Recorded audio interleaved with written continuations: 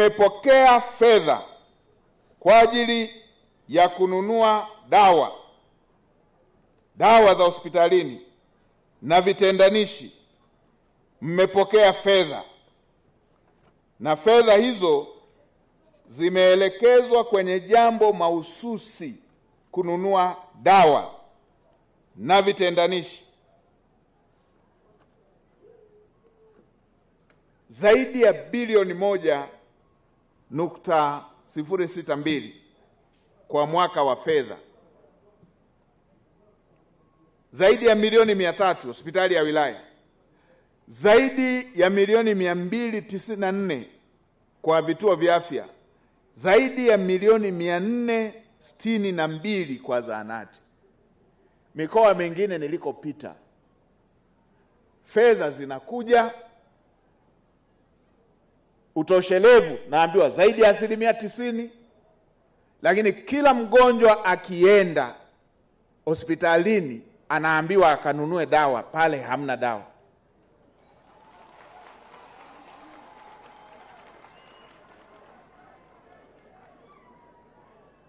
Hii ni michezo ambayo haikubaliki.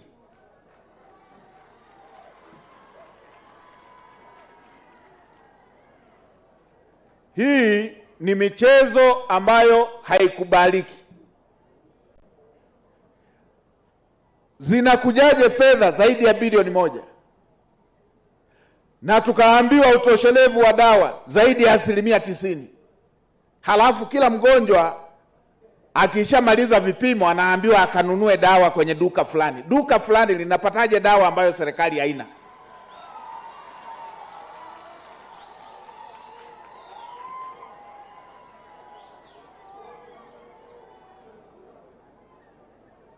Duka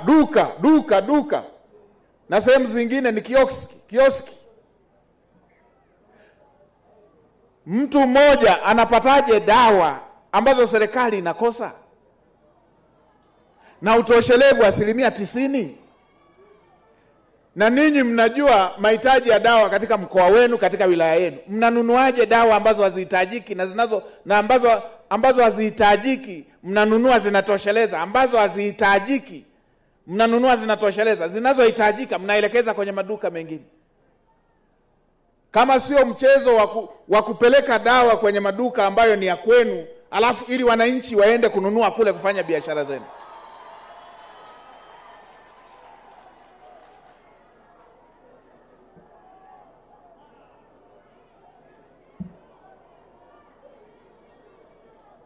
Kamanda wa TAKUKURU, nifanyie uchunguzi wa mtiririko wa dawa. Fanya uchunguzi katika mtiririko wa dawa, fedha zinazopokelewa, dawa zinazotakiwa, zinazotumika, dawa muhimu. Halafu na dawa ambazo zimekuwa zikinunuliwa na wapi zinakwenda. Hatuwezi tukawa na takwimu alafu kila mgonjwa anaambiwa akanunue dawa kwenye duka. Wapi, nenda huko. Wengine wanaelekeza kabisa, nenda duka hili hapa na hapa.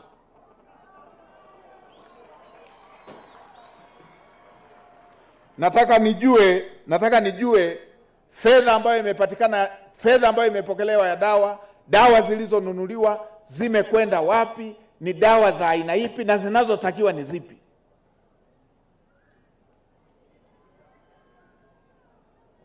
Sio hii ya kuanza kuchezeana taarifa nzuri, halafu kila mtu dawa kanunue kwa duka la fulani. Lakini la pili, nimeelezea kila eneo ambako mradi unatekelezwa, serikali imeshalipa fedha za mradi huo. Nataka wale wanaofanya kazi kwenye miradi hiyo, subcontractors, mafundi, vibarua, wapate malipo yao. Hii habari ya watu wanafanya kazi wanaendelea kunungunika huku serikali ikiwa imeshalipa fedha zote za mradi, halikubaliki. Hii inagombanisha serikali na wananchi wake, ili hali serikali imeshalipa fedha za miradi ya maendeleo. Sasa mkuu wa mkoa waambie hawa wanaosimamia miradi yote wawaandikie wakandarasi. Sitaki kusikia wananchi wanadai fedha kwenye mradi ambao serikali imeshalipa. Na nilivyotoka pale Rukwa, kama wapo wanaodaiwa na wengine miradi imeshakamilika wameondoka na fedha ya wananchi, tume kamanda wa polisi wa mkoa awasiliane na makamanda wenzao, wawatafute popote pale walipo, na ili halina ustaarabu wakamatwe, wasiwe huru mpaka walipe fedha ambazo wanadaiwa. Hatuwezi tukafanyana ustaarabu, uungwana na watu ambao wanapora haki za watu. Wamechukua fedha ambazo serikali imeshalipa ziende mpaka kwa waliofanya kazi. Haya si mambo ambayo tutayavumilia, hayavumiliki. Ndio. Na hata halmashauri zetu, nimepita maeneo, nimepita na huko kwingine, nasema hapa, nitasema na kwingine nako kwenda, na kwingine kote wasikie. Mwananchi kwa kipaji chake ameshafanya kazi mliompa, mlipeni haki yake. Nimepita wapi huko, wilaya moja huko, nimekuta fundi kajenga matundu ya vyoo 21. Mmeshapokea mradi, anadai miaka 5 milioni 2. Haya ni mambo ya kupuuza, ni mambo ya kupuuza haki za watu. Hakuna halmashauri inayoshindwa kupata milioni 2 kwa miaka 5. Huku ni kupuuza. Mwingine kajenga kituo cha afya wapi huko, nilipita huko Tukuyu, amejenga kituo cha afya, kimeshaanza kutumika, na wanaoingia kwenye kituo hicho cha afya wanaenda wamevaa na suti na tai, halafu fundi anadai 700,000 miaka 5. Wamemsababishia fundi mpaka kauza mifugo yake, mpaka ndoa yake imeyumba. Haya ni mambo ambayo hayakubaliki. Ndio, hatutaenda na ustaarabu wala uungwana ili hali wananchi wakiwa wanalia, tena wananchi wenye kipato cha chini wanalia. Haiwezekani. Hamna ustaarabu hapo. Maeneo mengine mmechukua kwa ajili ya kujenga miradi ya maendeleo. Nimepita Rukwa kule, watu wamechukua eneo kwa mzee la kujenga shule. Wamejenga shule, watoto wanasoma. Ndio, ni mradi mzuri wa maendeleo. Wamejenga kituo cha afya, halafu miaka 10 mzee anadai fidia. Nini tunafanyia kazi? Mnafanyaje kazi miaka 10 na kila siku mko ofisini? Mnafanyaje miaka 10 mko ofisini? Tunafanyia kazi gani hiyo?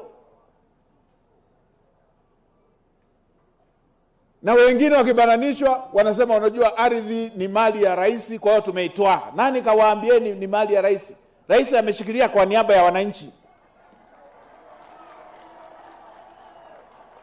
na rais ametoa maelekezo mikoa yote, tusinyang'anye wananchi ardhi kwa kisingizio cha uwekezaji, kwa kisingizio cha miradi ya maendeleo. Kama tunachukua eneo kwa ajili ya kufanya miradi ya maendeleo ama uwekezaji, tulipe fidia, tena fidia inayostahili. Tunataka kila Mtanzania atajirike. Ndio. Na ardhi ndio urithi wake. Ndio maana Mwalimu Nyerere alisema ili tuendelee, jambo la kwanza alilotaja ni ardhi. Hakutaja suti, ardhi. Ardhi. Kwa nayasema haya ili watu waelewe na tuyafanyie kazi. Na nimesema kila kona ninakopita migogoro, hata hapa nimeshapokea makaratasi hapa chungu nzima hapa, migogoro ya ardhi, mashamba, ardhi, na watu wanapokea malalamiko ya watu, wanapokea kero, wanapokelea kulia, wanageukia kushoto kama wamesalimiwa. Lazima haya mambo tuyafikishe mwisho. Tuyafikishe yaliyoko kwenye mkoa wetu mwisho.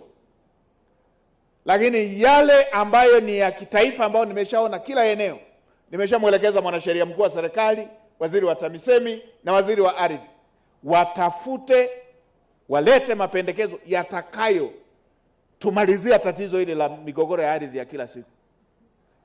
Maeneo mengine imeshageuka vijiwe vya kuzurumu tu. Tumeweka miundombinu, tumeweka miundo ya kusaidia wananchi, lakini imegeuka maeneo mengine vijiwe tu. Nilipita huko wapi kaskazini huko, wenye viti vijiji si wapi huko, wanazunguka na mihuri, rushwa kunyang'anya watu maeneo, wakilipenda eneo tu wameshaliuza. Hata hapo nimepita pale, mama wa watu, eneo limeuzwa mara 2, anaenda kulima anakuta lilishauzwa na amenunua kwenye ofisi ya umma.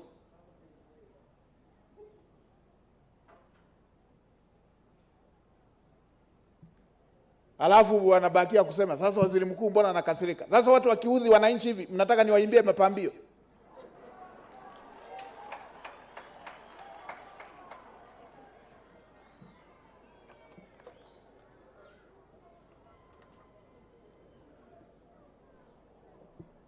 Na hapa nikishamaliza kuongea tutasikiliza hizi kero hapa.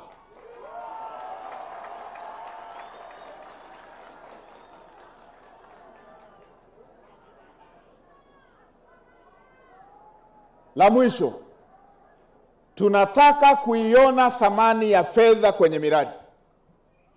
Tunataka kuiona thamani ya fedha kwenye kila mradi. Mimi nimekuwa hazina pale. Hakuna Mtanzania mwenye ziada, mwenye pesa nyingi sana kwamba mpaka zingine anaona azipeleke serikalini zikajenge mradi wa afya. Wanajibana ili wapate shule. Wanajibana ili wapate barabara. Wanajibana ili wapate kituo cha afya. Inavyotokea watu wengine wakaenda kugawana fedha hiyo, ili ni jambo ambalo halikubaliki. Ndio maana maeneo mengine kule nilikopita nimesema hatua kali zichukuliwe, na hatutavumilia tabia za aina hii. Nimeenda mkoa mmoja hivi, wamegawana fedha ya mradi wa maendeleo milioni 300, watu wamelipana posho. Nakupongeza Mheshimiwa Waziri, nilisema pale fiekeni wote waliohusika, wilaya ianze upya. Hatuwezi tukawa tunavumiliana. Haiwezekani. Hatuwezi tukawa tunavumiliana. Oneana. Uungwana. Kuoneana huruma.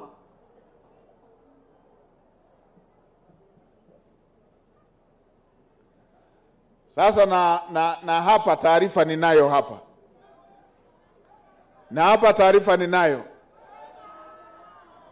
Kamanda wa TAKUKURU, nichunguzie miradi ya maendeleo hii. Nichunguzie miradi hii. Kila fedha iliyopokelewa kwenye miradi, nataka taarifa ya matumizi yake. Na kwenye hayo matumizi ni wapate na wahusika waliohusika.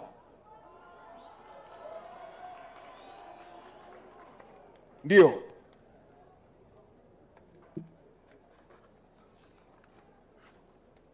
Ni wapate na wahusika walioshiriki kwenye kila mradi. Kama mchezo tu akakupandisha bei, kwamba mtu binafsi anaenda kununua duka hilo bei iko namna hii. Akishafika wa serikalini limepandishwa mara 2.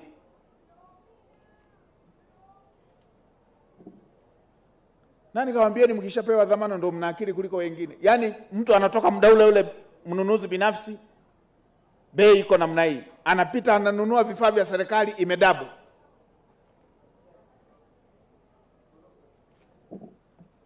Nipate taarifa ya kila senti iliyotumika na waliotumia hizo fedha. Na taarifa zitakazokamilika nizipate kabla sijatoka mkoa huu.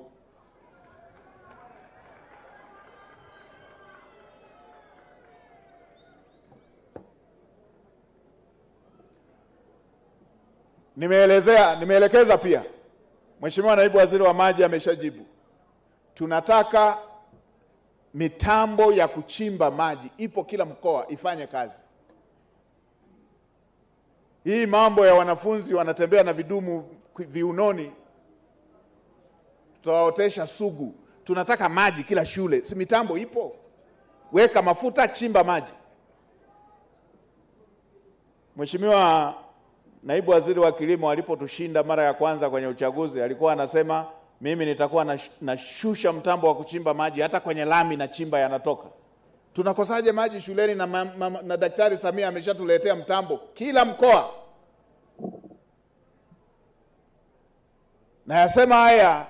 Nayasema haya ili watu tusizoee matatizo. Zamani ilikuwa tunasubiri mtambo wa kuchimba maji hapa Tanganyika, mtambo ule pia unasubiriwa Longido, mtambo ule pia unasubiriwa Momba, mtambo ule pia unasubiriwa Mwanza. Sasa hivi kila mkoa una mtambo wake. Ndio. Lakini pia nimeelekeza, sitaki kusikia miezi 6 baada ya bajeti, sitaki kusikia habari ya shule haina matundu ya vyoo. Tunakuaje nchi ya kipato cha kati tuna watoto wapange foleni kwenda kujisaidia? Mambo mengine wala sio fedha, ni uzembe tu. Nimepita mkoa mmoja, fedha wameshapelekewa. Mwaka mzima wako na fedha ofisini na watoto hawana matundu ya vyoo. Alafu wanataka tuambizane lugha za kiungwana.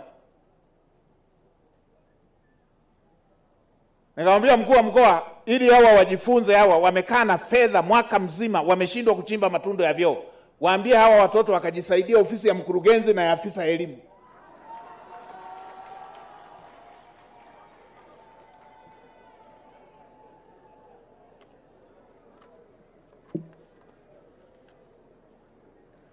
Tunataka kila mtu atimize wajibu kwenye eneo lake. Sekta ya elimu wamefanya vizuri sana. Mimi nakumbuka mwanafunzi akikosa namba ya mtihani, wala haifuatilii taifani, atamwambia mwalimu wa taaluma, mwalimu wa taaluma atamwambia mwalimu mkuu ataenda katani, wa katani ataenda wilayani, wa wilayani atapeleka mkoani, wa mkoani wanaenda taifani, na namba itarudi kwa mnyororo ule mpaka inamkuta mwanafunzi. Mwanafunzi yeye anaendelea na masomo tu. Sisi wengine tunashindwaje kushughulikia matatizo ya wananchi kwa mtiririko huu, na tuna ofisi mpaka kwenye kijiji? Ndio. Tunasubiri mwananchi apambane yeye mwenyewe kumtafuta mkuu wa mkoa. Tuna mtendaji wa kijiji, tuna mwenyekiti wa kijiji, tuna mtendaji wa kata, tuna afisa tarafa. Kwa nini tunataka mwananchi wa kutokea kijijini akamtafute mkuu wa mkoa?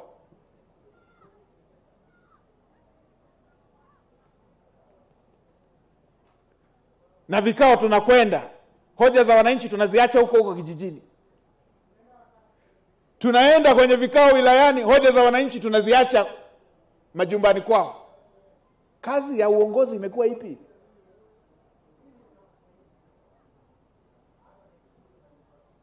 Sasa nimeelekeza, nataka kila ngazi, kila mwezi waelezee walipokea kero ngapi na ngapi wamezitatua na ngapi wamezipeleka hatua ya juu. Hapo ndipo tutakapopimana. Na niwaombe wananchi, wewe una jambo lako, nenda ofisi ya umma pale. Tena uambie unataka uandike na kwenye daftari na kero ulioipeleka.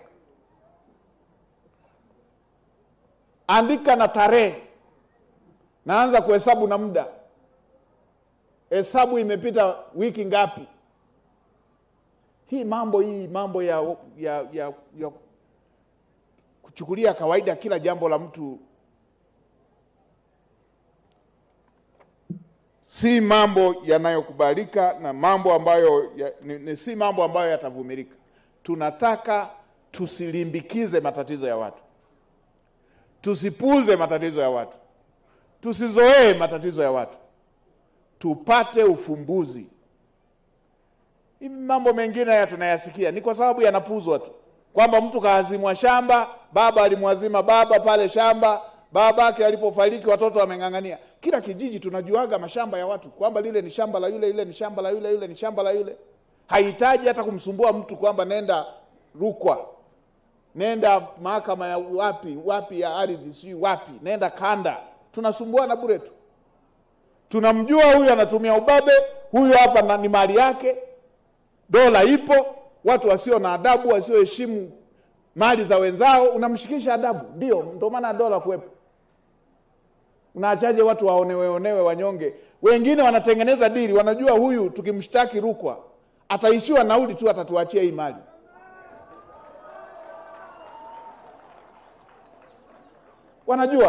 Wanajua bibi huyu tukimshtaki Rukwa, tukamshtaki Panda, ataishiwa nauli tu, atatuachia.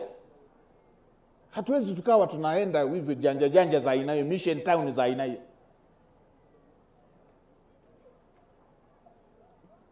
Ndio maana mimi napita sehemu nyingine naambiwa mkandarasi huyu hapa fedha alishalipwa mwaka mzima, mradi atekelezi, fedha anayo, hajarudisha.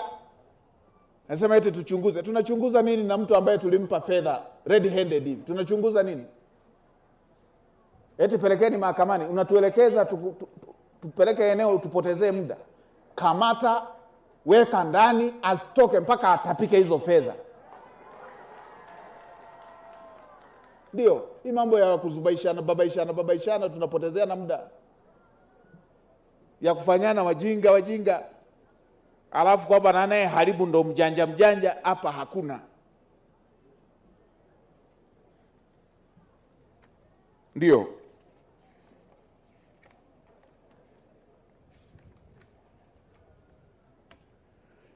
Basi baada ya kuwa nimeyasema haya, hii ilikuwa bashirafu tu. Tangulizi, ningekuwa naongea Kiswahili cha ndugu yangu aliyetokea Pemba, naibu waziri wa maliasili, nasema hii ni bashirafu tu.